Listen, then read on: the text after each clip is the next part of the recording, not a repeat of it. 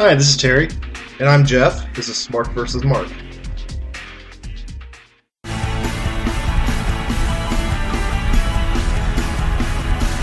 Oh, poor China and her penis badge. I'm gonna bring that shit up again. yeah, about the baby penis clip that China carries around.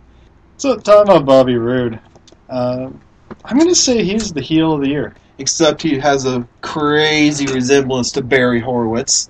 Who was definitely never the heel of the year. But he had a nice run when he had the upset victory. Yeah, that is how much they hated Chris Candido.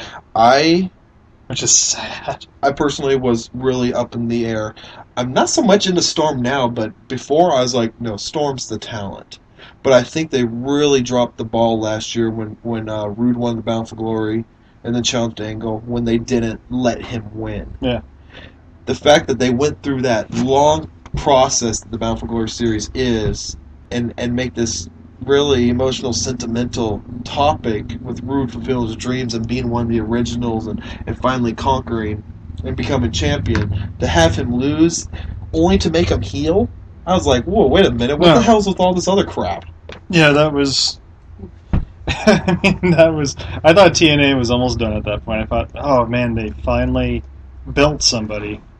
And then they just shit it all I away. think we anticipated that match and really said, like, okay, is this going to be, are they finally going to give the shot to the guys that helped make that company? Or God forbid, give people what they wanted. Yeah. I mean, that's what you go a year later to now, and they put Roode and Aries, and it was just a case of, I sat there and I was like, they have to have Aries win this. They had to. They had to. He is so... You can't... The people wanted it so badly at that moment. Mm-hmm. Like, it had to happen. And it did. And it was probably... I'm sure, however, TNA wants to write their history, and they'll say what their best moment was. I think that was TNA's best moment. And it doesn't seem like it should be, but I think it was. Mm-hmm. I felt like it was their sort of crowning achievement of making two people and having this big moment. And honestly... And it was the biggest pop I'd ever seen. Honestly, months before that, when Aries was still heel, I hated his guts. It made me hate his guts because he was so good, and I was just like, this son of a bitch is going to be the next guy. I'm going to get shoved down my throat. But when he started doing the, he was like the good guy, but I'm number one thing still mixed in with it, yeah, I was just like, this dude is great. Yeah. And I'm really looking forward to it. I really hope that they pull a good card for him. I really do, because... Yeah. When he came out the following Impact and said the Aries era begins, I mean, what I'm anticipating and the standards, and I feel sorry for him, but I'm seriously talking Austin level here. It's like, this could be like the next big thing if they do something with that. I knew he had it when he started doing the "I am the greatest human being to have ever lived," Yes. And he pulled it off. Because I mean, nobody can just fucking say that. Mm-hmm. I mean, anybody can say it, and you're going to go, you're a douchebag. And he said it, and I went, oh, he did that. Good. That's not an easy thing to pull off with that sense of belief and faith in it. Like, he said it like he really, really legitimately meant it. I'm sure he's not the greatest person to have ever lived, but the he way probably he said has it, a chip on his shoulder. Yeah, he's like, screw you, I've been doing this forever, I've played your stupid characters, it's my time, and I'm going to show you how it's done. And he got passed up for Tough Enough. Because I think they were afraid of him. Yeah, I mean, they put out a casting call for... They didn't want, like, people that didn't know shit. They were like, anybody who could blah, blah, blah. The minute you told me that was going to happen, I would have had a hard time saying, yeah, but he's a legitimate wrestler. Yeah. I didn't like when they had Kinshi or Lohi, or whatever the hell you want to call him. Lohi. I had a problem with him because I was like, nah, dude, this guy was a legitimate talent in TNA. What the fuck's he doing in this? Yeah, this is the WWE. They don't hire legitimate talent. What is this, a wrestling show? Slap to you, Vince. Fuck that. We sell movies, not wrestling. Bullshit. Fuck. So, and I want to say about Roode that I was thinking, like, yeah, I think Roode was the best heel of the year. And I started thinking, like, I mean, is it just a case of there just wasn't any real heels other than that? And I started thinking, I was like, Bully Ray did a good job being a heel. He was a strong heel. And he played the, because what you don't see a lot of in general and done well is the Bully Ray goes up to the little guy and just fucks with him and bullies him, and then the bigger guy comes along, and then he shifts gears to the chicken shit heel, which is what you would want out of a bully-like character, someone who's like, all blah blah blah, but when the shit's on his face, I'm out of here, and he did that really well. Do you think he got Aries over good in that feud they had? I mean, it helps. Did he brainbuster that big fucker? Oh, I think he did. God. I mean, it probably wasn't the best. I saw it. I don't remember. I mean, it was cliche. It was a good match. It was cliche. You knew it because Bully sold for him too. And I was surprised. I didn't think he would sell for someone who was so much smaller than him, but he did. And then I was thinking, like, well, what other heels were there? And then there's just been too much switching between Angle and AJ. They flip flop so many damn times that it's unbelievable. And then they keep going back to Sting. God, you respect to the guy, but why is he got to keep being TNA's savior? Yeah, because the guy's good with the mic. Because now he's starting to play like the Flair card, where you talk about the history and tradition and everything like that. And I'm starting to get the Mick Foley effect with Sting. Just go away for some time. Yeah. No, Sting doesn't need to be in the ring anymore. Sting needs to... He lost his body 12 years ago, people. Okay, so on other heels, though, this year, I was trying to think of, like, well, who the fuck other heels were there? I was like, what did WWE have? And then I thought, well, who did they have that was a heel? They had Bryan, but Bryan being a heel is one of the most over people in the company. He's over face level. Because he's involved with the crowd too much. Yeah. And then I'm like, Del Rio, and I'm like... But Del Rio's not a good heel. And he's not that over. Dolph should be a good heel. And no, but Dolph isn't a good heel either, because he's super over, because people really like him. People want him to grow. Like the WWE has this reverse sort of philosophy of, like, we're going to tell you the people you want as heels are going to be faces. What about Miz? What did Miz do last year? He didn't do shit. Well, they squashed him. Yeah, he didn't. He wasn't a good heel. Yeah, but his title run, I thought he was an excellent heel. And I'll say, like, looking back over the last 5 years or so, I'd say Miz was one of the better traditional heels. Because I'll tell you what, because he sucks. And before that, God, you'd probably have to go back to fucking DiBiase. No, come on, no. No, I was gonna say Edge. In his first briefcase stint, when he did the feud with Shawn, and he kept winning these marquee matches, and he kept getting bigger and bigger, and then he kind of went back to main card, and then they did the first trade-in against Cena after, because I think it was like a chamber match or something. And Edge had arrived as a bona fide heel, and he had a good run with that before he became like the number one dude in the business, and he was back and forth. But that year or two run that he had as a heel when he was doing the things with Vicky, he was great. Problem with AJ is AJ's going to steal the show. People want to see what she's going to do next, what the crazy chick going to do. She's not going to have... Eventually people are going to get sick of it and she's going to go away. Right. The people that she seems to be fucking with the most are heels right now. Punk essentially a tweener. Daniel Bryan... you could argue why is he not a face right now, but essentially still a heel.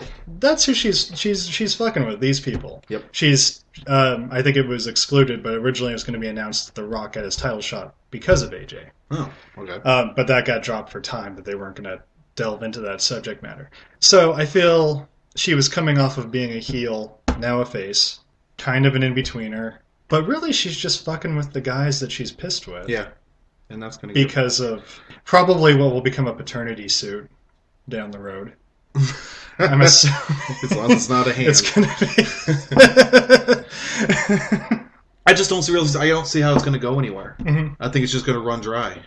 Probably. If you want to talk about AJ, the thing that sticks out to me the most about it is, would you agree or disagree that she was massively over? She was huge. Very fast, very strongly.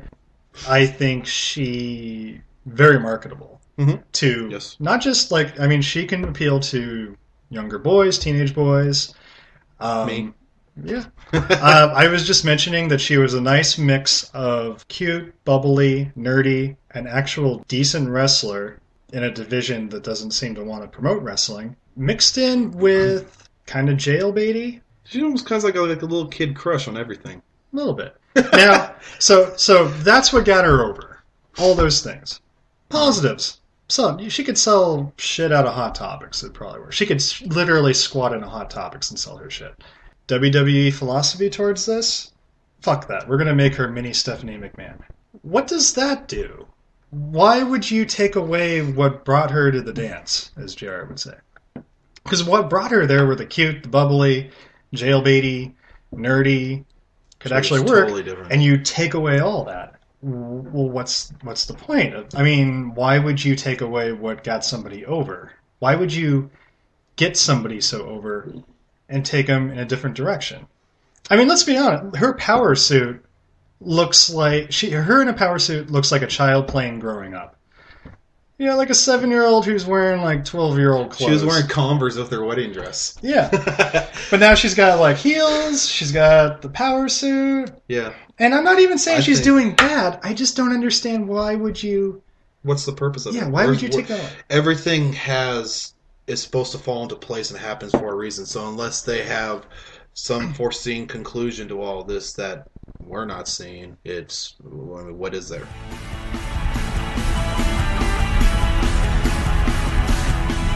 Would you say WWE hasn't had an effective heel in the last couple of years outside of Miz? But even Miz they didn't handle quite right. I mean, especially going into WrestleMania 27. I mean, they just... I think they're missing the ball on a whole bunch of things. So what is it in WWE if... And I don't want to go into the good versus evil thing, but you got to root for somebody and you got to boo for somebody. The only people you boo for are just people that suck. After the Raw announced general manager stupid thing, I wouldn't be surprised if pretty soon on the Titantron they have a applause boo sign show up to tell us when we're supposed to cheer, so we know. Might as well, because the best guys are the guys we're supposed to hate. Right. Well, what's the fucking conflict? Yeah. I mean, really, TNA has booked good heels. And that's very effectively. I would say TNA hasn't necessarily produced great faces. And that's why I wonder how much Vince is really involved anymore, as far as control and saying and being like, because you always heard the stories that he was, it's like you got all these guys working under him to come up with these ideas, but Vince is the final say all. He'll be like, yes, no. Mm-hmm. But I almost wonder if maybe that's more Hunter now, doing that kind of shit. I don't know. I don't know why. I feel wrestling is very simple in general. Mm-hmm. It used to be so easy to switch a guy over. I mean, like when they brought in Sid, and he was Sid Justice, Mm-hmm. and then he what'd they do to turn him heel? They sat there and had him toss Hogan out of the Rumble from behind his back, and like, but you just took out our hero. Now he's a bad, vicious monster. It was that easy. I know. I watched that one live, and when all the DVDs and stuff that they've done of it, do you know how they've changed the crowd reaction? Because I watched the pay-per-view live. When Sid tossed Hogan over, crowd popped. Really? They cheered. So people had already started to cheer to turn on Hogan because of the steroid issue and the steroid issue wasn't quite a thing then. Really? Yeah, that was before. Okay. People were sick of Hogan. Okay. And then people cheered. Sid had his hand out, and Hogan grabbed it, and everyone booed Hogan. Because Hogan originally left because the steroid issue got too hot. Because I remember they had a, because the steroid thing went on for a long. It was a long issue. It was after WrestleMania 8. And Hogan started losing his facade, mm-hmm. and they're trying to build a new guy, and the Warrior whole thing just mm-hmm. fell apart because he's an idiot. And they did this thing with Sid, and they had this big thing. It's like, oh, can Hogan stop this guy? This guy's a freak. Mm-hmm. And they did the WrestleMania 8, I think it was, is mm-hmm. where they had their match.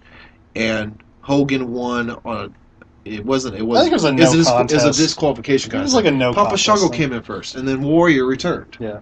I don't think the bell rang until Warrior showed up. They're doing a thing. I remember they sat down like on one of those, like it's like primetime wrestling or something like that. But Vince had a one-on-one interview with Hogan. He says, "Is this WrestleMania 8? Is this the end of Hulkamania?" And Hulk basically said, "I don't know." So they're leading you up saying Hulk's going to be gone, and he was. Mm-hmm. Always my understanding after reading up on the steroid issues and everything is that it was one because the fans were starting to turn on Hogan because of the hypocrisy of all of his training. Say you're crazy, your vitamins crap, and then here he is juicing 30 cc's a day to get big. And and he had to go because it's too much of a strain on Vince. Well, but I mean, why bring Warrior back then? I didn't know Warrior was a steroid guy until like more recently because he was always chiseled. Steroid guys are big and Warrior he always called him. He calls him like Hunter. He always says, he calls you like a poofy is what he called you. Puffy, puffy, poofy, whatever. Mm. And to me, that was you saying, yeah, you look like you do because you juice. And Hunter never really, he had the veins, but he looked like he was full of fluids. When Hogan came back as Hollywood, he was dramatically smaller than his '80s run, but was ripped because it was a natural bodybuilding. That's what Warrior had. Warrior had just every muscle was just defined. Well, there's a lot of different combinations of drugs you can take, and a lot of it, like John Cena's on HGH, he's on growth hormones. Like that's pretty clear. And that's why he divorced his wife, people. That's why they settled for such a high amount, so she doesn't talk about this. And the cheating. And the cheating, yeah. WWE is paying her. Well, okay, so I'll actually get back to the Hogan thing. It wasn't about... Because I don't think all that steroid stuff was really that public at the time. And I can say, honestly, as a kid at that age, I wasn't aware of it, really. It was shortly after that I was. And I think Hogan was gone from the company. Mm-hmm. Just because I remember it became a thing that Hogan testified. But what it was really about was people were done with Hogan. You know, the funny thing about that was, back then as a kid, it was... And if you want to get into, like, oh, we want to, like, you know, smooth over steroids, well, okay, they were putting in with fucking Sid. They just hired Sid. I think every guy did roids for the most part. That was, the near 300-pound guys with muscles. No, every guy did. One of the biggest misconceptions. Brett? Yes, Brett's even admitted it. One of the biggest misconceptions about steroid use in professional wrestling is that the big guys are the biggest juicers. The littlest guys are the biggest juicers. They're trying to compete. Yeah, the guys like Hogan or Sid or Warrior, Triple H, all these guys, the big Sheamus, Batista, whatever, list goes on. Those guys are in the physical condition. They have the body type to pack on that kind of mass. It's easier for them too. They're already going to be big guys. Now they're just going that next step. You get your guys like Benoit, Guerrero, Rey Mysterio, the smaller guys. Those are the guys that are the heavy juicers because they're overcompensating. Dynamite Kid. Those guys are like the little guys that are just... because they are excessively doing it because they're trying to overcompensate. Okay. They're the problem areas. What I was going to get Warlord was going to be big as a motherfucker regardless. As a kid, wrestling the time went a lot slower than it does to me now. Where I look at something, it's like, oh, that was way back when? Where it doesn't seem like it was that long ago. But Hogan left. Mm-hmm. So that would have been early 93. Yeah. He comes back for WrestleMania 9. God, I remember feeling like he was gone for eons, and they came back on Raw, and they did the Mega Maniacs with Beefcake versus Money Incorporated. Yeah. For WrestleMania Worst 9. WrestleMania ever. So, if Vince, and you gotta assume he knew the issue with Hulk, that people were turning him, they brought him back to do the exact same thing. Was that falling into the fact that Brett was not bringing in the ratings as being simply the good guy hero? I think... Because I know they wanted to fit... Their initial plan was to do a Brett Hogan thing and do a time chase, but Hogan just totally wouldn't cooperate. Yeah, it strikes me as all political. They didn't care about ratings then. I don't think they probably didn't need to. They didn't realize. They didn't realize what was coming. It wasn't an issue. They were big fish in little pond, and they weren't looking at that bigger world of the overall ratings. Yeah. That's all they had to worry about, and then they had to worry about attendance. Attendance might have been down, and I think in wrestling companies, it's a little bit of like if your main bread and butter is down a little bit, then you kind of go into panic mode. I think that's why they always go back to Cena now. If they get worried and they're not willing to invest on the chance, and if business is down in general, they're more or less likely to go in on taking a chance. And so maybe Brett was kind of viewed as a chance like that. They wanted to build probably Brett Hogan. Hogan wasn't cooperative, and then Hogan probably struck a deal like, hey, no, I want to be champ because that's where the bigger money is. Like, Hogan's already going to make money But if he's the champ, he's going to make that much more money. And then after that, everything fell apart. I mean, I remember back. And that was just a colossal mistake. I remember back when, guys like Shawn Michaels, Marty Jannetty, and Bret Hart. Those Mr. Perfect. These are the smaller guys, but they're the flashier, they're better performers, and I'm loving those guys. And I look back now, seeing that old stuff, and they were really, really big on Bret. Mm-hmm. I never once noticed the whole excellence of execution name until he upset Flair. Mm-hmm. But they're using that way back when. I mean, I'm they... talking about like stuff back when he was fighting the Bulldogs. Mm-hmm. I was like, so maybe they were foreseeing something. Here's another thing. Another thing too is there was a time when you could have a tag team be your second top heel, in a sense. But the Hart Foundation were major monster heels. When they start, yeah. A tag team today isn't capable of being that kind of a draw. But I mean, they would send their B show out, and the Hart Foundation would be the main event of that. Well, like Hogan would be main eventing this run, like the A show, and the Hart Foundation would be doing the B show. Mm-hmm. I mean, because they were that over and they were that effective as heels. And typically, you wanted like your strong headliner on your A show, basically your Hogan. And if you're going to have like a strong headliner face, then you want a strong heel on your B show to kind of counter that. Yeah. Because otherwise, you just have like two top faces butting heads, sort of booking wise. So yeah, they would have the Hart Foundation go out there, and Bret was, I mean, together they were amazing, but he stood out really fast. And I think probably Anvil got fired or something along in there. And he had he had a habit of getting in trouble. He had some sort of. I know he had drug problems. Well, he had something on an airline, like he punched out his stewardess or some shit. There's lots of things. I mean, to this day, he still gets in trouble. Yeah, stupid petty crap. He's one of those guys that probably never grew up, and back when he was on top of the world, he thought he was larger than life. He thought he was untouchable. Oh, Vince will just get me out of this, and it wasn't. I mean, lots of Hacksaw got fired for one time. Junkyard Dog got fired for the same. All those kind of things because they did stupid things where they went and tore up a hotel or something. Yeah, and that was you can kind of relate that to today. I mean, wrestling was the fucking Wild West, and then it became corporate wrestling. And, you get caught with a fucking Ziploc baggie full of cocaine. Yeah, you're damn right you're going to get fucking ass fired. Yeah. And those guys probably fell into a big You know what? You're playing a fucking superhero on TV, and you get caught with a bag of cocaine. Your ass is gone.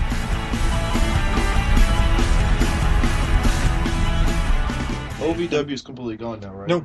No. They even have a weekly show. Oh, okay. It's not good. Because it seemed like when OVW was not part of WWE anymore, it seemed like that's when a lot of those newer people showed up in TNA. Mm. Your ODBs and stuff. Yeah. So OVW now is affiliated with TNA. Like, they are sort of their farm league. Yeah. And they're sending Rob Terry down there, and if they get anything out of Rob Terry, then TNA gets their money's worth. Fist bump. Oh, fuck. He's a lost cause. Yeah. His finishing move is waiting for his opponent to just lay down for him. It's just pathetic. Is it possible to have any less charisma than Diesel did as Sean's bodyguard? Because Rob Terry found it. Yeah. I don't know how he gets through the ropes without blowing a quadricep. It's like you forget that the dude's a freak in nature until he clotheslines somebody. And then you wait a month and it happens again. Like, oh yeah, him. Look, if here's you want to sum up Rob Terry, a guy that looks like that, WWE passed on and fired him. Was it international champion? For who? For WWE? I think you were anti-TNA in that period. Yeah, no, I've been anti-TNA for years until recently they've gotten their shit together. But back to OVW, they're sending people down there. Not very many. The only person I've really seen. To be honest, their show isn't that good, so I haven't watched that much of it. But they've sent Rob Terry down there, and the girl Taylor Hendricks, who did the gut check and got the job, she's from there. And she was, what I saw of her there, she was good. Yeah, she was good. So where the fuck's she been? I've seen her one backstage segment. Probably. I haven't watched OVW, but I bet supposedly they're doing something with that dude with the mustache. Oh, Joey Ryan, yeah. I can go on about that. I know a lot about that. And they're going to pit something with him and Al Snow, because Al Snow, last gut check, got attacked. Punched. Yeah. Is that the way to build a guy using Al Snow? Because I'm sorry, Al Snow. I don't look at him as a business genius. I look at him as the guy with the mannequin head and the Kindle from hell. I guess who he is in real life, I don't have a right to judge that, but it's really hard to sit there and say, okay, I'm going to take this dude. There was a period when Flair was going to do the gut check. Mhm. He's like, oh, I have a lot of respect for you, brother. But, he's talking to him like he's a fellow legend. And I'm like, no, this is Al Snow, whose biggest claim to fame was when he appeared on ECW and took on the Triple Threat. Al Snow. No, Al had a good run, and Uh, Al had. He was I a guess it's joke. hard for me to look at Al outs because I see Al past what his WWF runs were with Head, and Leif Cassidy. and I liked Luke Cassidy actually. The He New had Rockers? he had a hell of a match with Shawn Michaels then. And I was actually I like the New Rockers until then they booked him ridiculous and just silly. I remember I actually said to somebody someone was talking about the Partridge Family years ago, and I actually said Leif Cassidy was in the Partridge Family. Damn near was. There was. So I guess I view Al as credible just because he's done so much outside of WWF that I've seen, and I really, really liked him in WWF. Okay, well, you're a supporter. I'm a supporter of him, and out of those three guys, he's the only guy that can work. D'Lo couldn't work? Oh, D'Lo's not in there, but D'Lo's the back. D'Lo, I guess, D'Lo's the could. backstage guy. D'Lo's a backstage guy. Yeah, I mean, Al can still wrestle, and he was a damn good wrestler, and he got his. I don't know well, I remember, I think it was the Raw after Owen died, and Al had some good heat on him. He built some good steam up. He was over. He was over as a motherfucker, and I'm pretty sure it was the Raw after Owen died, and he had a match with Triple H, and it just was like Triple H just put a cigarette out on his ass, and he never recovered in that match. Like it destroyed Al's I have everything. two- I could not believe in one match that they just derailed his ass so badly. I have two memories of Al Snow, and they're both WWE moments. And I remember him as Leif Cassidy. I remember when he turned into kind of like the guy that just couldn't win. I think they did that with Tonka for a while, where he turned heels just because he couldn't win. Mm-hmm. They had a match with he was feuding with Jerry Lawler, and it was Al Snow and Head versus Jerry Lawler and Too Much, Brian Christopher and I don't remember Lawler. Scott being- Taylor. I remember, but that was when they weren't too. It was a pay-per-view match. It was one of those. No, in-your it was. houses. I remember them doing the King of the Ring '98 one, with the Hell in a Cell. I can't remember what year it was, but they But I had just this match, and Al Snow literally they had like a little peg to stick Head onto the pole. Mm-hmm. And Al Snow doing the whole match, and he goes through the period where he's getting beat down trying to get the tag. He jumps up, grabs Head instead of tagging, and starts whacking everybody, Yeah. cleaning house. Al Snow gets knocked out of the ring, Head's in the middle of the ring, and Lawler takes a shampoo bottle of Head and Shoulders, sticks it on Head, and pins him. And I thought that was genius. That was one That's pretty clever. to this day. This is one of the most stupidest but creative ideas I ever heard. And then the other That's the one, most Vince Russo thing. and then the other one was the feud he did that led to the Kennel Hell, the feud that he had with Boss Man with his dog. And you know what? They had a good feud going. He killed the dog and fed it to him. Yeah. That's brutal. That was great. We were talking about Joey Ryan and his thing. Oh, so yeah, they're building that up, and I'm fine with it. But my concern with that is, so they've had what, I think like 4 of those guys come in, 3 guys and 2 girls, and I like that extreme sports guy they had recently. He sounded like he had nice work, like something Shaw or something like that. Yeah, he was okay. But he these didn't guys, jump out at me. the first guy they gave the job because Flair totally broke character and gave the guy the job even though they didn't want to hire him because he had a green card issue. Yeah. But nobody's appeared. The girl she had one backstage promo. The only guy that's the guy that lost is the guy that's. And what they need to do is bring in guys like the way they did King, stealing him from ROH, Mhm. and have these guys that are ready to actually be on. They're good enough to be on camera and actually start working from from a guy that's got a lot of heart and passion, but just can't quite win yet, and work his way up instead of bringing these people in like WWE does every single damn time they have a contract contest where they sit the guy wins, you see him the next week, and then you never hear from him again until they get released. You can't do that. It's just going to irritate people.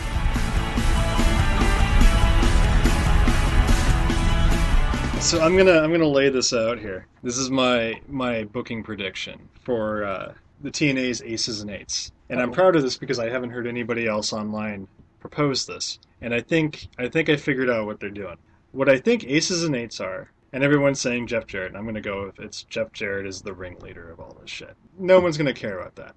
But who all's in it? I think are probably some of the Ring Ka King people. Probably like Luke Gallows. Who else? I'm hearing the same names. Yeah, Luke Gallows, Chris Masters, Wes Briscoe. Wes Briscoe. Well, yeah, Wes Briscoe just showed up. Yeah. I don't think he was on Ring Ka King though. No. But I'm saying that what they're doing, they're actually doing a smart thing, and I think it's going to be comparable to when they were doing the they thing, but I think it might actually work better. But that wouldn't be too hard. No, yeah. Well, what I think they're doing is that they're planting all these seeds around all these different stories, and it's all going to blossom at one time. And so who I think Aces and Eights are, I think it's Joey Ryan. I think it's the other indie guys that they brought in for the X Division tournament. I know Johnny Yuma. I can't remember any of the TNA names that they were given. There was like Jigsaw, Johnny Yuma. I think it's going to be those Ring Ka King guys. I think Chavo's in it. Maybe Wes Briscoe. And I think a lot of these guys, like you have the obvious, like who the guys are dressed up.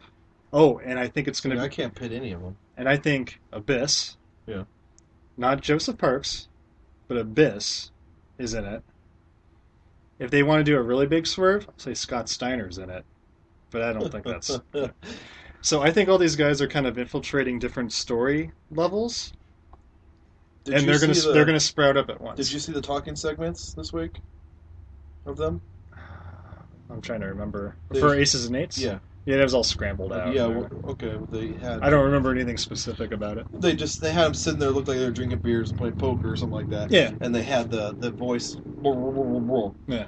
And I was looking. I was really trying because it was the first time you really got a solid look at it, where you could try to find features like what they did when they blew the Tensai thing. Mm-hmm. You matched the tattoo. Yeah. The guy talking. My first thought was Crimson, because you looked under his little skull mask thing. You see his eyes where beady eyes but big eyes, where you can see the poofiness of them. And then I looked. I was like, well, no, because that guy's got a huge gut. And then you got another dude sitting to his right, and it looked like he had this long fray hair. I was thinking Gunner. Mm-hmm. There was one guy. Are they just throwing random people in right now? I wouldn't be surprised if they don't even have it like set who's going to be in it. Because my feeling is like all these guys that have kind of come out on the outside, they're just popping in. I think they're part of it, and that's why they're kind of like placing them in little spots in the story. One thing why I thought Johnny Yuma, he was like Lars K or something like that. I thought you were going to say the Metallica guy. No, I mean I think that's what they were basing, but he was doing the X Division thing, and he had like the long blonde hair. They had one of the beatdowns that the Aces and Eights did. There was a guy who looked like he had his hair, like he didn't have it like tucked in or anything, like in his bandana and just down. And so that would make me think like, is that guy? And then I started thinking like, well, is it all these other guys that are sprouting up? And there's a couple big boys in there too. Yeah. That's why you got to go with. That's like why I think Gallows. Masters and Gallows. And Masters been off the scene for a couple of years now, so I mean it's time for him to reemerge. Yeah.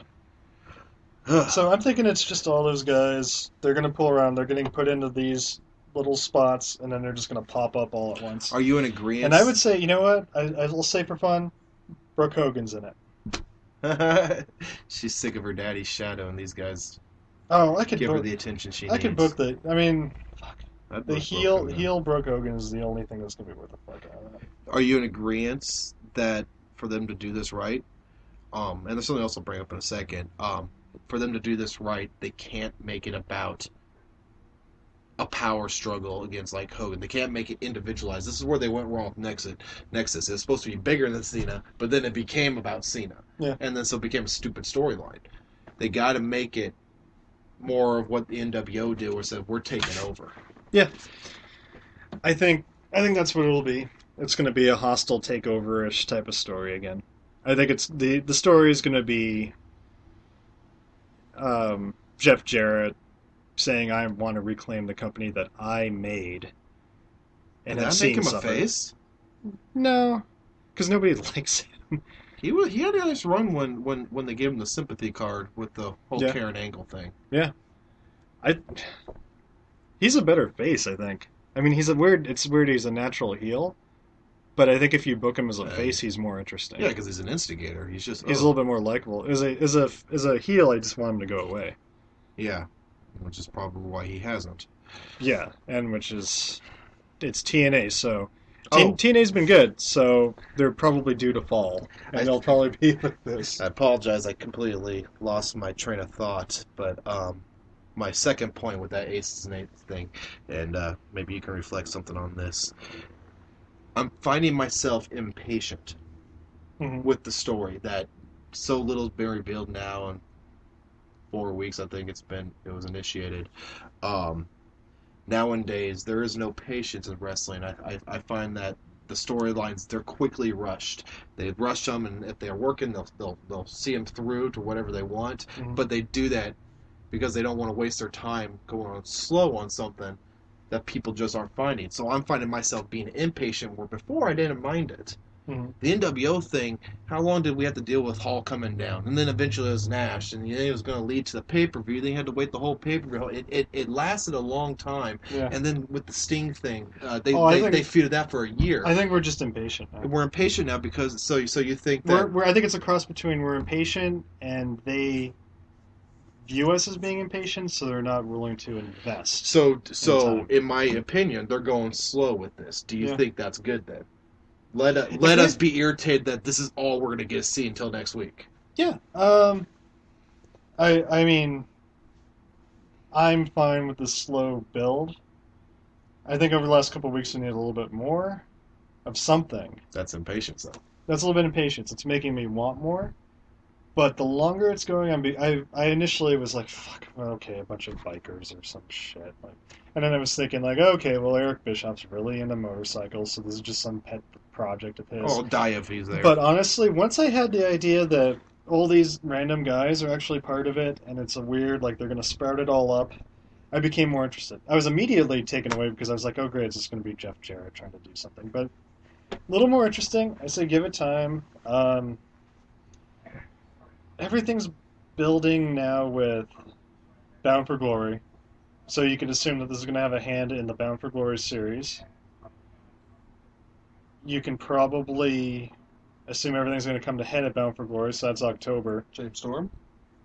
I mean, if they're throwing that out there, James James Storm's probably top face right now. James Storm.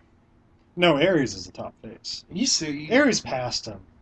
He passed him. I don't know if people Because are buying into Aries. Storm was not as over. He seems so mid-card. Look, Storm is not as over as they want you to think he's Okay. over. He's in that, like, he's good and he's over, but you're being told how over he is, and he's not as over as you're being told he is. Aries is fucking over, like a I think that people motherfucker.